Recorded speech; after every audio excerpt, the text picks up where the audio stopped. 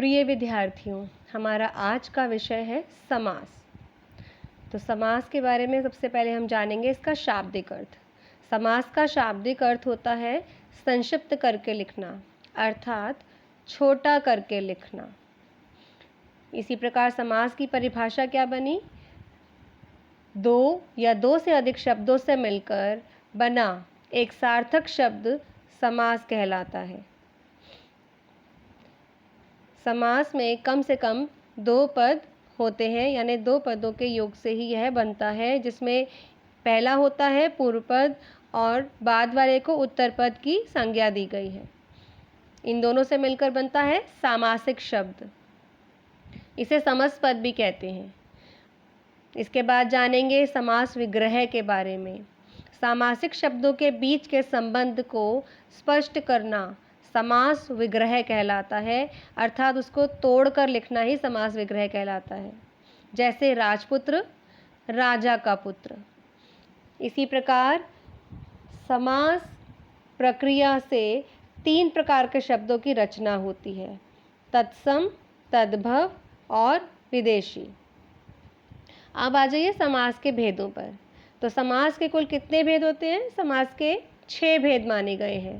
पहला अव्ययी भाव समास, दूसरा कर्मधारय, तीसरा तत्पुरुष, चौथा द्वंद्व समास, पांचवा द्विगु समास और छठा बहुव्रीहि समास।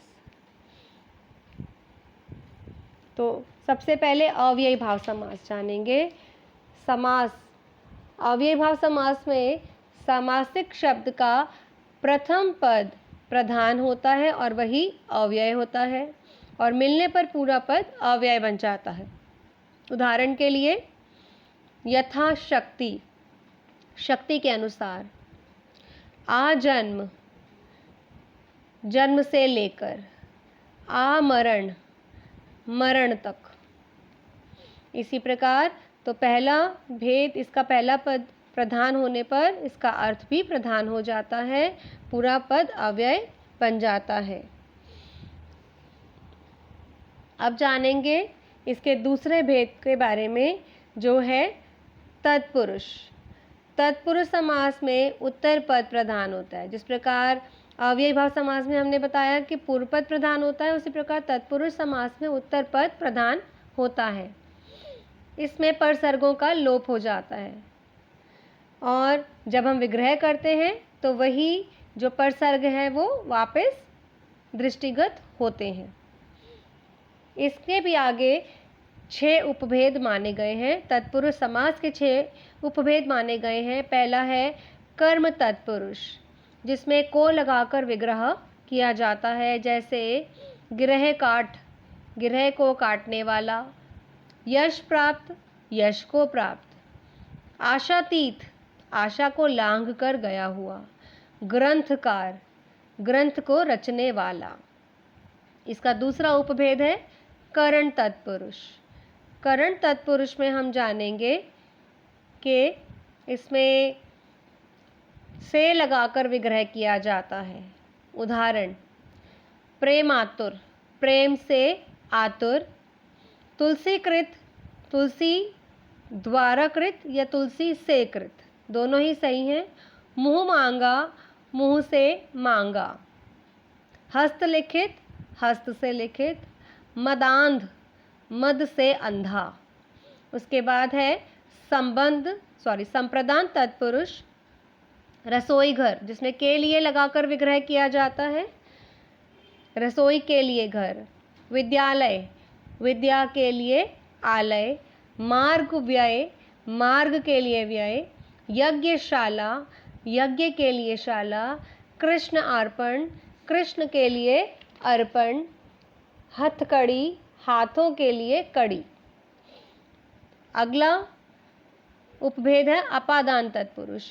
इसमें भी से लगाकर विग्रह किया जाता है, परंतु इसका, जैसा कि हम कारक के विषय में सब जानते हैं कि करण में जो से प्रयुक्त है वह क्रिया का माध्यम साधन दर्शाने के लिए उसका प्रयोग किया जाता है, जबकि अपादान तत्पुरुष में से का प्रयोग अलगाव की स्थिति, अलग होने की स्थिति को दर्शाने के लिए इसका प्रयोग किया जाता है।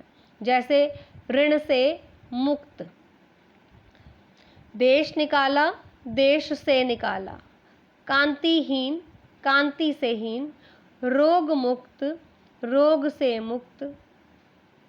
इसी तरह से अगला समझेंगे संबंध तत्पुरुष। इसमें का, के, की लगाकर विग्रह किया जाता है।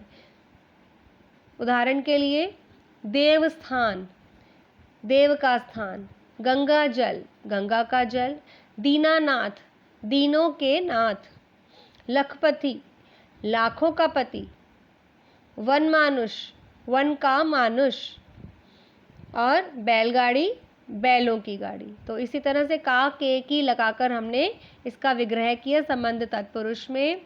और सबसे अंतिम है अधिकरण तत्पुरुष। इसमें में अथवा पर लगाकर विग्रह किया जाता है। नगरवास, नगर में वास, आप बीती, अपने पर बीती, गृह प्रवेश, गृह में प्रवेश, शरणागत, शरण में आगत अर्थात आया हुआ, आत्मविश्वास, अपने पर विश्वास, हरफन मौला, हर फन अर्थात कला, में मौला अर्थात प्रवीण। तो इसी प्रकार हमने जाना तत्पुरुष समास के सभी उपभेदों के विषय में। अब हम जानेंगे कर्मधारय समास। वह समास जिसका पहला पद विशेषण एवं दूसरा पद विशेष्य होता है, यानी पूर्व पद और उत्तर पद में उपमेय उपमान का संबंध माना जाता है। और इसी तरह उदाहरण के लिए विशेषण विशेष्य की स्थिति दर्शाने के लिए हम उदाहरण लेते हैं नील कमल, नीला है जो कमल। इसमें जो विग्रह किया जाता है जो लगाकर, रूपी लगाकर और के समान लगाकर विग्रह किया जाता है। जैसे काली मिर्च, काली है जो मिर्च, महाराजा, महान है जो राजा, महात्मा, महान है जो आत्मा।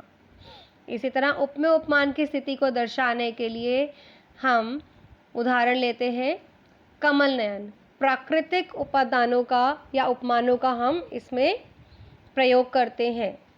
जैसे कमल नयन में कमल क्या है? प्राकृतिक उपादान है, तो कमल के समान नयन। मुख चंद्र, चंद्रमा के समान मुख। कनक लता, कनक की सी लता या कनक के समान लता। नरसिंह, सिंह के समान नर। चरण कमल, कमल के समान चरण। अगला हम जानेंगे द्विगु समास। द्विगु समास में पूर्व पद संख्यावाची होता है और इसमें समूह अथवा समाहार लगाकर विग्रह किया जाता है। जैसे शताब्दी, शत अर्थात 100 अब्दों यानी वर्षों का समूह। चार पाई, चार पायों का समाहार। त्रिवेणी, 3 वेणियों का समाहार। सप्ताह, 7 दिनों का समूह। नवरत्न, 9 रत्नों का समूह। सतसई, 700 दोहों का समूह। इसी प्रकार अगले पर जानेंगे हम द्वंद्व समास। जिस समास में दोनों ही पद प्रधान होते हैं वह समास द्वंद्व समास कहलाता है। इसमें विग्रह किया जाता है और, अथवा, तथा, एवं लगाकर। जैसे सीताराम, सीता और राम। पाप पुण्य, पाप या पुण्य। राजा रंक, राजा और रंक। नर नारी, नर और नारी। आटा दाल, आटा और दाल। तो इसके अगले भेद पर चलते हैं जो कि अंतिम भेद है बहुव्रीहि समास।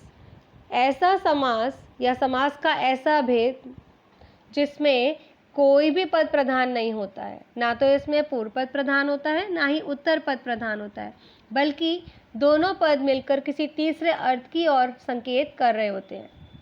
जैसे दशानन, दश है आनन अर्थात मुख जिसके, अर्थात रावण।